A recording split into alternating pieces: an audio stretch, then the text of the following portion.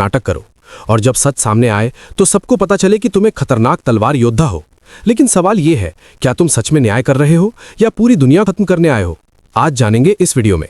सुबह की हल्की रोशनी में एक अंधा आदमी 3 साल तक निषिद्ध क्षेत्र में एक जादूगरनी स्त्री की भौहें बनाता रहा। वो हमेशा यही सोचती रही कि मैं उसकी साफ और मोहक सुंदरता देख ही नहीं सकता।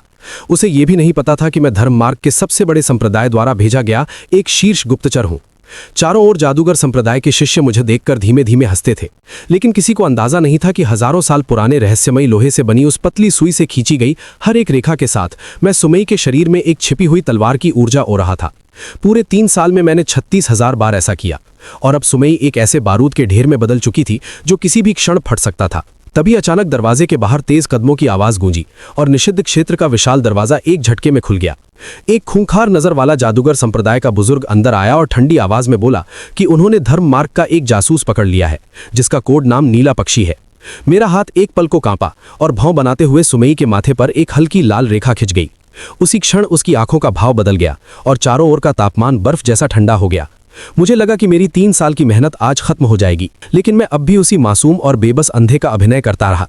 सुमई ने अपने माथे को छुआ, फिर बुजुर्ग की ओर देखकर ठंडी आवाज में कहा कि क्या सच में उसे लगता है कि ऐसा अंधा और कमजोर इंसान जासूस हो सकता है? बुजुर्ग पूरी तरह आश्वस्त नहीं था। उसने अचानक मुझ पर हमला कर दिया, लेकिन मैंने अपनी शक्ति नहीं दिखाई, क्योंकि ऐसा करते ही मेरी पहचान उजागर हो जाती।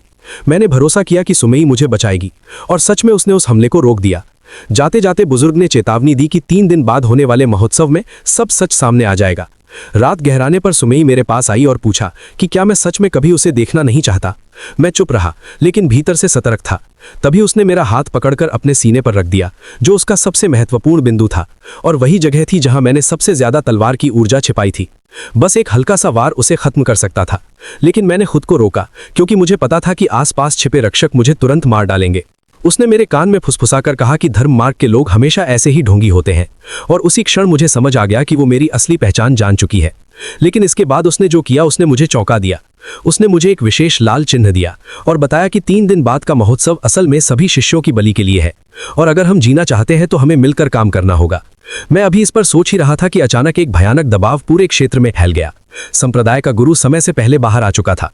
कुछ ही देर में हमें पकड़ लिया गया और एक भट्टी में डाल दिया गया, जहां हमारी आत्मा तक को जलाने वाली आग जल रही थी। सुमई दर्द से कराह रही थी और मुझसे विनती कर रही थी कि उसे मार दूं, लेकिन मैं शांत बैठा रहा, क्योंकि ये वही क्षण था जिसका मैं इंतजार कर रहा था। 3 साल में बोई गई सारी तलवार की ऊर्जा अब जाग रही थी और मेरी शक्ति तेजी से बढ़ रही थी। मैंने पहली बार अपनी असली आवाज में बोलते हुए जंजीरों को तोड़ दिया और एक ही वार में उस भट्टी को चीर दिया। संप्रदाय का गुरु गुस्से में मुझ पर टूटा, लेकिन मैंने बिना हिले सिर्फ एक इशारे से उसकी पूरी शक्ति को काट दिया, यहां तक कि उसका शरीर भी 2 हिस्सों में बंट गया। उसने कांपते हुए पूछा कि यह कैसी शक्ति है, और मैंने शांत स्वर में कहा कि यह तलवार की कला नहीं, बल्कि 3 साल की हर एक रेखा का परिणाम है। उसी क्षण उसके शरीर में छिपी सारी ऊर्जा फट गई और वो खत्म हो गया। पूरा क्षेत्र सन्नाटे में डूब गया। मैं बिना रुके आगे बढ़ा और उस पवित्र नीले कमल को अपने हाथ में ले लिया, जो मेरा असली लक्ष्य था।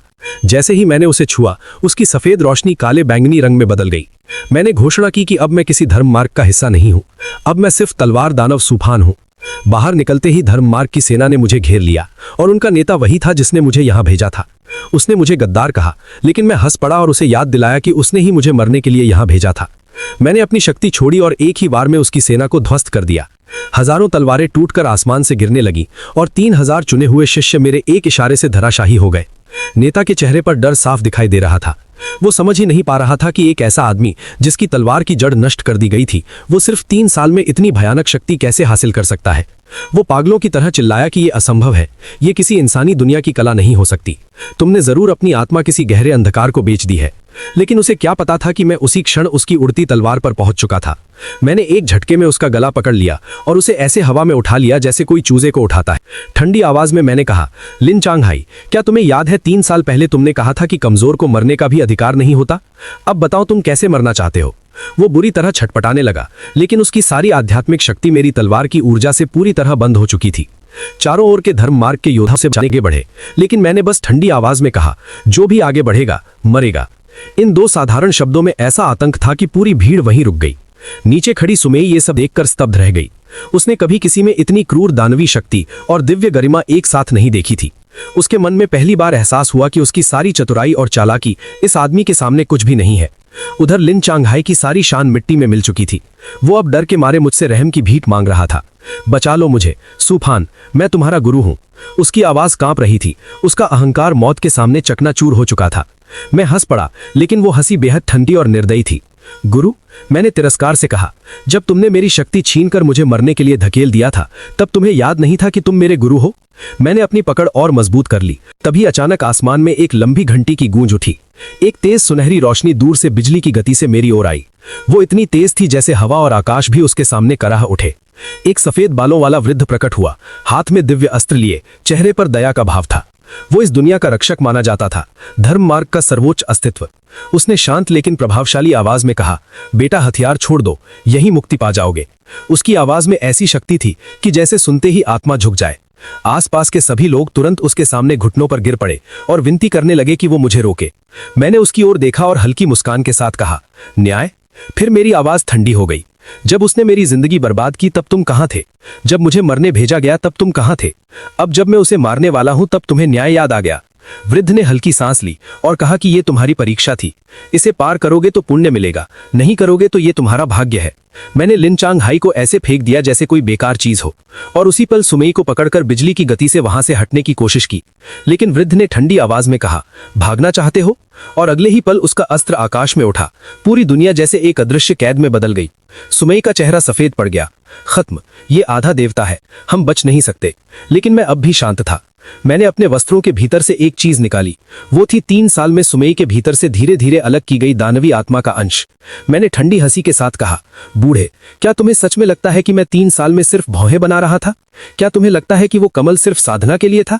मैंने उस पवित्र कमल और उस दानवी आत्मा को एक साथ मिला दिया। उसी क्षण एक ऐसी भयानक शक्ति जाग उठी जिसने पूरे आकाश को हिला दिया। मैंने धीरे से कहा, मैं भाग नहीं रहा, मैं तो यहां तुम सबको बलि चढ़ाने आया हूं और उस प्राचीन दानव को बुलाने आया हूं। मेरे शब्दों के साथ ही पूरा आकाश गहरे अंधकार में डूब गया। वो पवित्र स्थान अब किसी नर्क से कम नहीं लग रहा था। वृद्ध का चेहरा उड़ गया। उसने कांपते हुए, तुम पागल हो गए हो, तुम इंसानी दुनिया में दानव को बुलाना चाहते हो? सूफान, क्या तुम पूरी दुनिया को अपने साथ नष्ट करना चाहते हो? मैंने उसकी ओर ठंडी नजर से देखा और कहा कि अगर इस दुनिया का तथाकथित न्याय यही है कि नीच लोग ऊपर बैठे और बलिदान देने वालों को भुला दिया जाए, तो ऐसी दुनिया का खत्म हो जाना ही बेहतर है।